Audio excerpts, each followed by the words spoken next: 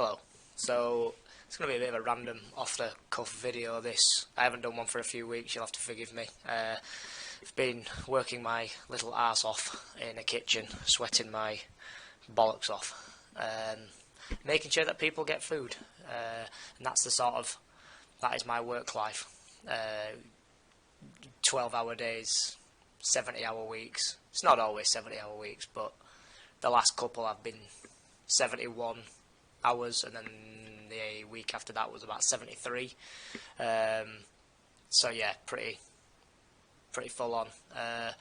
It was just a video I thought I'd do to talk about chefing life and what it's like, what my journey, so to speak, has been like. It'll probably be a series of videos, but they're sort of off the cuff. They're not going to be edited down that much. They're just going to be just what comes out of my mouth. There's no scripting or anything like that, so I'm going to get into it really. Left school with GCSEs, good GCSEs. I think I got 4 A's, 4 B's, 4 C's, something like that. So I did really well. Went to do A-levels, and that's where it sort of went downhill. Whether or not A-levels were just too much for me, or I didn't care about the subjects that I did care about the subjects, but the actual topics of the subjects. So I used to do history, but we were learning about suffragettes and things like that, which, like, this is going to sound really bad, but I'm just not interested in. I was more interested in the war and the politics behind it rather than the suffragette movement, and so that's maybe why I got the grade I got, because I just wasn't interested in it. I did other things as well during A-levels. I can't remember what else I did, to tell you the truth. But yeah, I didn't do very well in A-levels. There was a lot of drinking, a lot of house parties, staying up till 3, 4 in the morning playing video games, that sort of thing. You know how it is, like, just living your best life, you know. But then obviously it all comes to an end, and I looked at my A-levels and I was a bit like, can't really go to university. I think I'd already decided that I wasn't going to university anyway. I'd sort of gone through the application process, but I hadn't really been definite, yes, this is 100% happening. And then, before I knew it, I was on a college course at, what would I have been, 18, 19, something like that, I think, doing catering, and that was a big wake-up call. Like, I think that was, I don't know if that was my little bubble burst or something, but, like, I was like, holy crap, this is the real world now, you know, like, catering college for 1 year. I got a merit, I think, overall, so middle of the ground, nothing major, but me being me, not having much guidance, I guess, of what to do, where to go, I just sort of fell into it, so to speak. And, you know, here I am, 27, and I hate it. I do. It's one of them industries that you'll find a lot of outcasts, a lot of people that haven't chosen it, left school not thinking they were ever going to do it. I was definitely one of those. There is a few people that have said, you know, oh yeah, I saw this chef and that chef, and it was, you know, I want to be a chef from a young age, and that's great. If you've got that sort of drive and that passion, then great. You know, I did, when I fell into it, I did sort of learn to love it a little bit, because I guess, you know, you get into your things, whatever you're doing, when you do it day in, day out, you sort of do develop a bit of something for it. My initial job wasn't that great. It was just like weekends and stuff like that, and then before I knew it, I was in a hotel on my own in the kitchen. There was other chefs, but obviously it was just, the shift was you were on your own, and that really didn't help with learning or anything like that. I was sort of thrown in at the deep end. Anxiety started kicking in, and I think all through school I must have had anxiety, but never known it was called anxiety. I always just thought it was worrying, which I guess anxiety is, but I didn't really know the term until it hit me. I think I must have been around 20-ish, I think, is when I sort of learned, holy crap, this is anxiety. This is what anxiety is, and it's crippling, genuinely crippling. You know, being in a kitchen on your own and expected to be able to do certain things that no one had taught me of, really. That was daunting. You know, I went to another kitchen down the country, actually, in the south in Guildford. Gorgeous area, but it was well out of my comfort zone. But I thought, if you're going to go for it, you've got to go for it, and maybe I will learn to be an amazing chef, and maybe this is just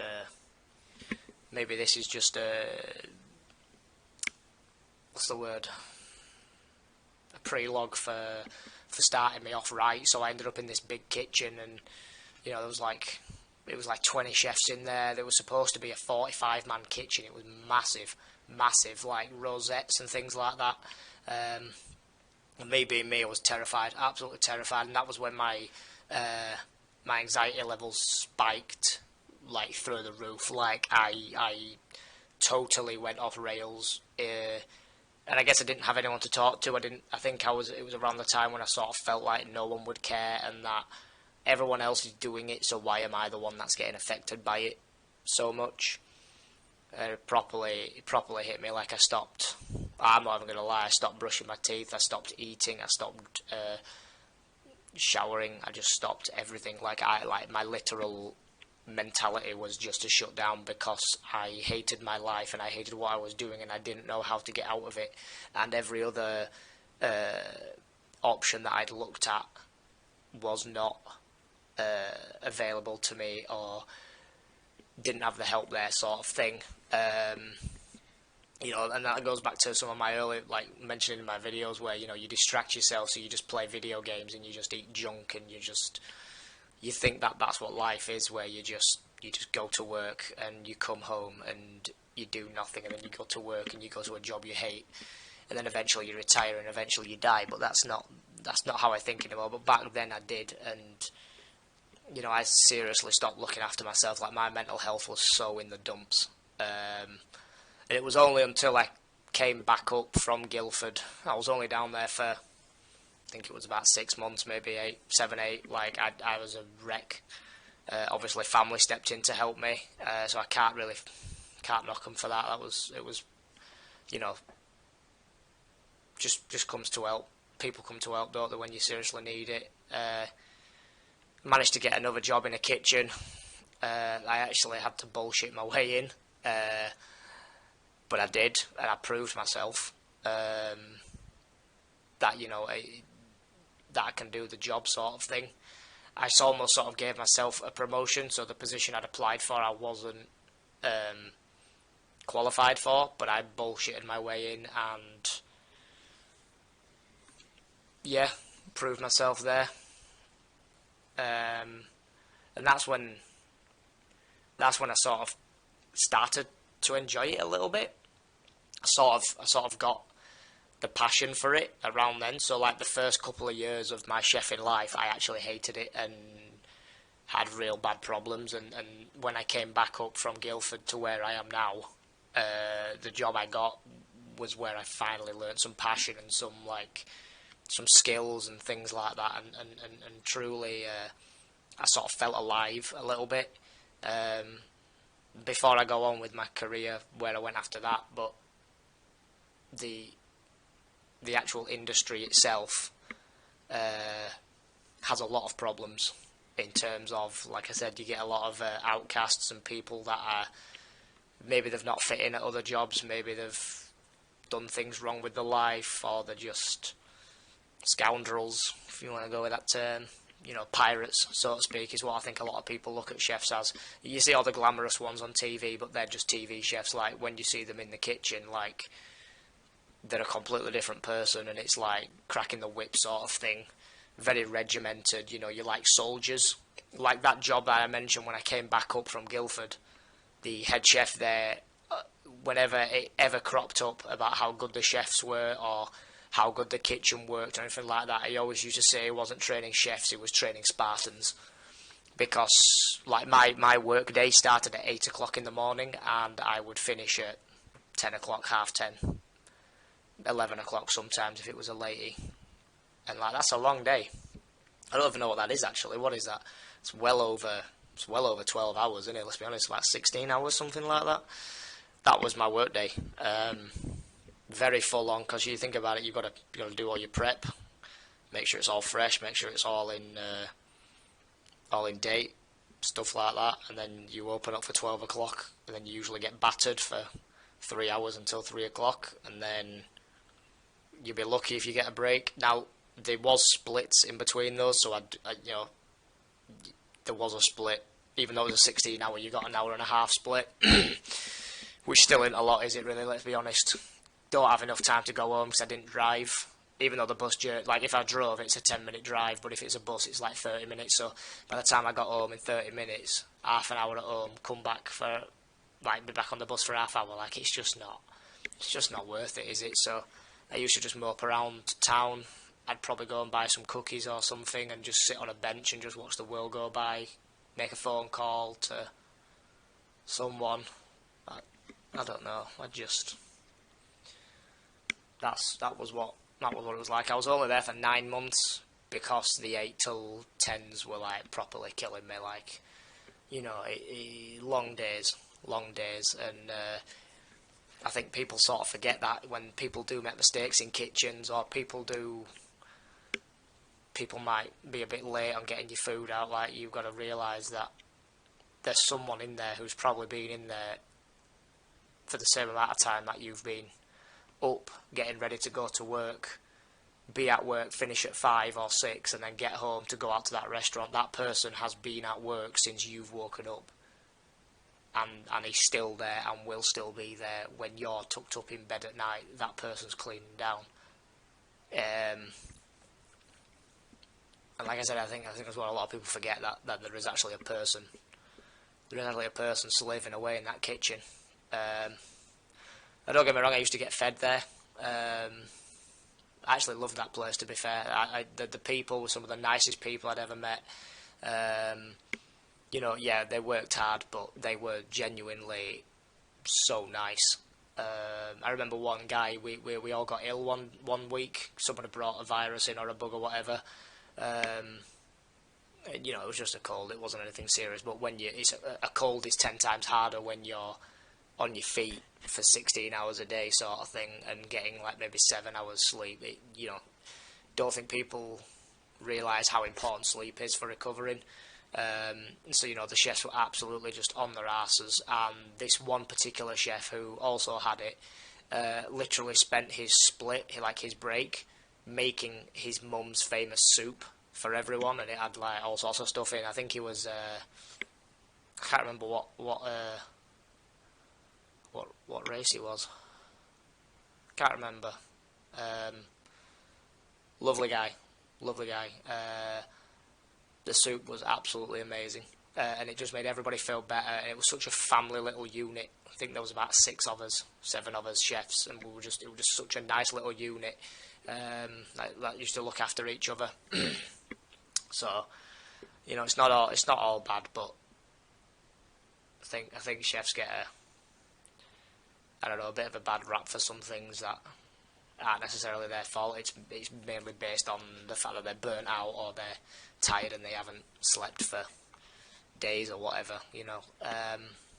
After that, what did I do after that? I actually tried to get out of the industry, and that ballsed up. I'm not going to go into detail with that, but that ballsed up. And then I managed to get a job in a little cafe.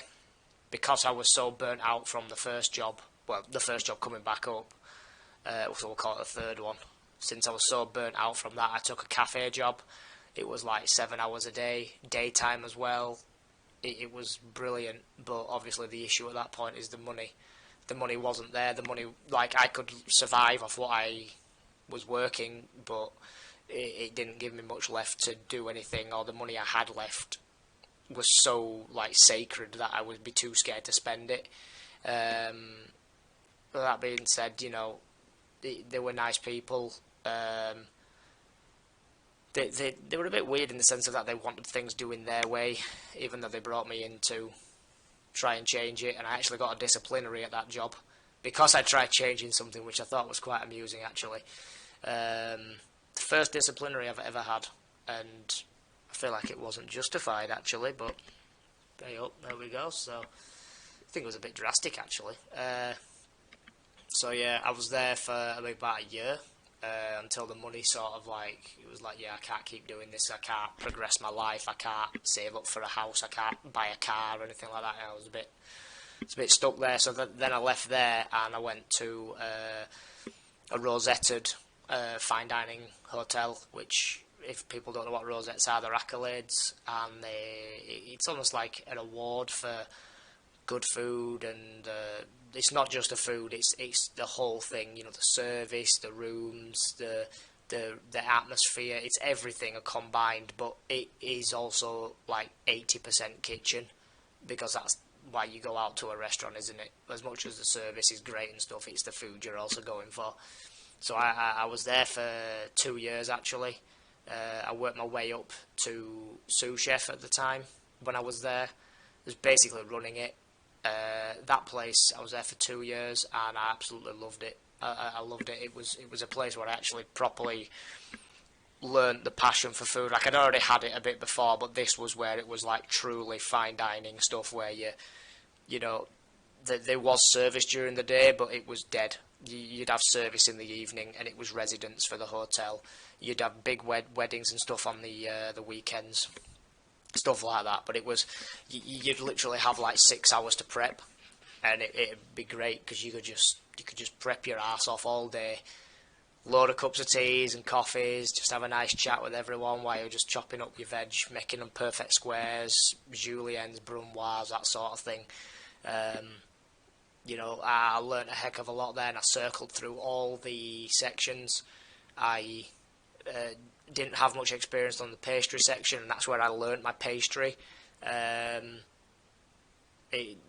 a lovely woman, absolutely salt of the earth, that woman. She taught me so much, like so many recipes, so many techniques, so many all sorts of little different stuff that just makes your food go from like down here up to up here, and the techniques are just so small, like all these little things you just tweak along the process, and it's just next level, the amount of difference it makes. And I ended up sort of being like pastry chef / sous chef when I was there by the end of it. Loved that place, but unfortunately I got pushed out by another head chef who turned up and made my life hell, and I'll go into that story in a later video. But he made my life hell, and he in the industry there's a term called broken or breaking, and it's basically where you try and break someone for fun, and that's what happened. I got broken, and actually, to show how much of an arsehole he was, the head chef and sous chef left, and obviously we've got this new head chef, but all the chefs under that stayed. I became sous chef, everybody sort of moved up a notch, and the unit was still there. We just needed a head chef to just support and guide and that sort of thing. Within 3 or 4 months, 5 chefs left. I was the 4th, I think. 5 chefs left, because he just targeted, and I still don't to this day understand why he did it. There was no reason to do it. He just sort of turned up and everything was fine 1 month, and then the next month he just became a absolute tosser. And I'll go more in depth with that. And that was when I truly got broken. He really did. He made my work life hell. You know, again, there were long days anyway, and I've always said, you know, if you don't get on with your chefs, then you need to move jobs, because you are literally there 12 hours a day. Like, as a chef, you're expected there from 10 o'clock is usually the average. You'd start in a chef, in a kitchen, you'd start at 10 o'clock, and you know, once service ends at 9, 10, whatever, like, you got to clean down, be up. You can literally be there for well over 12 hours a day. So you might as well get on with the people that you're working with, because if not, they are going to make your life hell. There's no sort of, you know, 9 to 5 and you can avoid them, or maybe you can just deal with it because it's 8 hours, like, because you've got your own jobs and responsibilities. Like, no, like a kitchen is like a unit. It's like a barracks almost, and people look out for each other, and people help each other when that section gets too busy, or you've not had a chance to do this or that, and that's what it should be like. And if there's one chef that doesn't like you, he will make your life hell. And if he's above you in the hierarchy, like, you are fucked. You better start grovelling. You better start making that guy a cup of teas or coffees or whatever it is, and try and get on his good side. And yeah, I left there, and I did agency for quite a while. I say quite a while, I was on and off it a bit. Where you just turn up, do a day here, or you do a week there, or you do a month there, sort of thing. And that was good. It was good money, good flexibility. You can tell people when you want to work and stuff like that. You know, I want to do 4 days this week, so it was good that sense. And then I ended up getting out of the industry and working for the recruitment agency that I was on the agency with. So I was actually in the office this time. Great bunch of guys, love them to bits. And then COVID hit, and unfortunately I was made redundant. But those 2 months that I worked there before COVID were probably the most comfortable and happiest 2 months of my working career. And that's seriously saying something. Maybe I'm just not born to be a chef, but you could say that, but I've been in it for 8 years and I'm still doing it. I've had no choice but to go back into it. I won't go into too much depth where I am at the moment, because that again will be in another video, but I am chefing at the moment. I'm chefing with what I would consider a good friend, and my missus is there now as well, so I've got her there, but not going to lie, it is pretty hard at the moment, and again I'll go into that in later videos, I think. But yeah, being a chef is not easy in the slightest. It's very hard. It's pain. It's tiredness, not eating, not looking after yourself. And I think, like I said, like I've said before, there is a lot of outcasts, a lot of drug addicts, alcoholics, people that you wouldn't mess with. You know, again, if you're on their good side, then fine, that's great. But if you're not, it can just go south. And I'm not saying everyone's like that. There has been one or two like agency kitchens I've been to where everybody's been totally sound and they've just been normal guys just going through life. But a lot of the time, there's a lot of issues with people. Like a good friend of mine, he's actually one of my best chefing friends. I would consider him now. I love the guy to bits, but he's done more drugs than I've had hot dinners, and I can say that about a lot of chefs I've worked with. They do drugs on a regular basis. I've worked with people while they've been on like cocaine and things like that, knowing full well they're on cocaine, and there's just not a thing you can do about it. Even like some managers, like talking up top managers, are on it, and if you were to tell them, you just get ousted out as a snitch, basically. And then again, that's just not something you want to be doing, so you just get on with it. Like, I'm not saying that they're not, you know, when they're on the drugs, they're just firing out food prep, they're just on it, you know, but like that's the state of the industry, that somebody needs to be on drugs or be doing drugs outside of work just to cope with the job they've got, because that is the industry, you know. Like when you go out for a meal and your food's late by half an hour and you're really pissed off, like, you've got to understand that, like, there is someone in there who's trying their best, and you don't know what's going on in their head or their life that's causing them to be slow. Like I said, I've been sleep deprived before. The last 2 weeks, 71 hours and 73 hours. If you're someone who does 30, what is it? I think it's 37.5 hours is full time, or is it 39? I don't know. Like, that's almost double what you do. And like the money for chefing has never been that good ever. Like, it's like, I think only recently now I'm on good money, or what I would consider good money. There's better out there by a mile, but I think that's COVID and that's other things that have affected that, because now there are no chefs. Like, the chefs that are in the industry are just getting battered every day, and they know that they don't have to look for jobs because jobs will come to them. There is so much chefing work out there at the moment. The money is there. and people are now offering it. You know, people are saying, you know, I'm going to offer you X amount an hour, and like most places would offer you a salary. Like it's only recently that I've been given an hourly rate job, because every other place has been salary, because they know you're going to be doing 60 hours a week. They know that you're going to be there all day. It's cheaper for them to give you a salary and make it look like you're getting loads of money. I think the original, like, old school head chef rate, like a few years ago before COVID, was anywhere between 32,000 and sort of 36,000, unless you were in, like, Michelin or big hotels and stuff like that, where you're doing like 1,000 people a day, like, you know, and you're executive chef. I think that's a bit different. But if you're like a head chef at a pub or a head chef at a restaurant, it doesn't matter how busy it is, it doesn't matter how like popular it is, like you're going to get anywhere between 32 and 35k, or maybe 30k. Depends on experience as well, because a lot of people will buy you down. Like, you could be in there like saying, I'm a brand new head chef, and they won't even think about giving you 30k. They'll just say, yeah, we'll give you 28, 29. And that's up here, that's up the north. Again, it's going to be different depending on where you're going up and down the country, but the money's never been there up until recently, and now with everything to do with COVID, like it's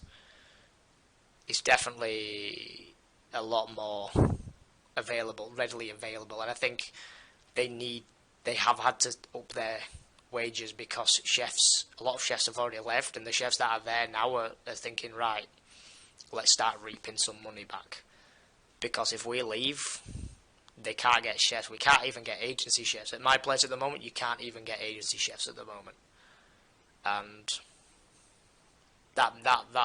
that's a bad thing. You could always get agency chefs before COVID, and now you can't. You're lucky if you've got an agency for one day a week, and it's kind of draining everyone. Where I am at the moment, it's draining everyone. It's bad, but that's for another video. But just thought I'd do a little video of me just talking about chefing and what it's like. It's all pain. That's the only thing I can conclude it as. It's all pain. Yeah, if you've got the passion for it and you want to learn how to cook and cook well, go for it. It'll be hard, but you'll learn an experience and a job and a career that will always be there. Will always need chefs, but it's not glamorous in the slightest.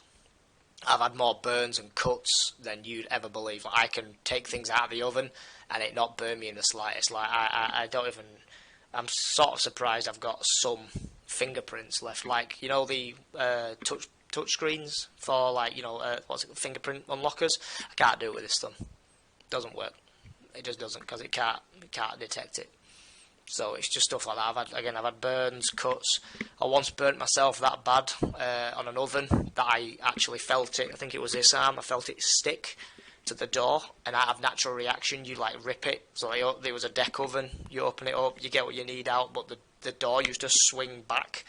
And I was in a rush, and I went in and I pulled it out, whatever it was, and the door like attached to the back of my arm, and I felt it like seal the back of my arm, and out of natural instinct I ripped it off, and like I'm convinced there was skin on the oven door, and you could see, like, when it healed, I think you can't really see it now, but when it was healing, there was the rivets and all the screws and stuff imprinted on the back of my arm, and that was one of the worst burns I had.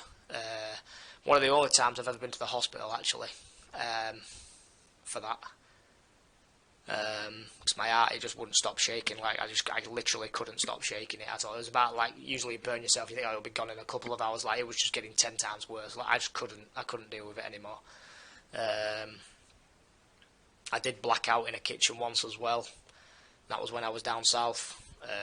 I think the doctors put it down to stress, anxiety, not eating, not drinking, not looking after myself, and that was to do with mental health. But also I feel like the job really didn't help. The job didn't help. That kitchen down south was one of those places where it was like every man for himself. Like, there was no teamwork at all. Like, if your section was in the shit, it was your problem, and it's not a good way to run a kitchen. That. But anyway, I've waffled on enough. It's almost 30-minute video now, so yeah. If you have stuck around, great. Thank you. There'll be more videos coming on the chef life. and where I'm sort of going in the future, and I'll go into more depth of each job if I get round to it, which I think I will. I think it could do me some good talking about it, and what my mental state's been like throughout the whole thing. But yeah, thank you very much everyone for watching. If people are watching, peace, take care.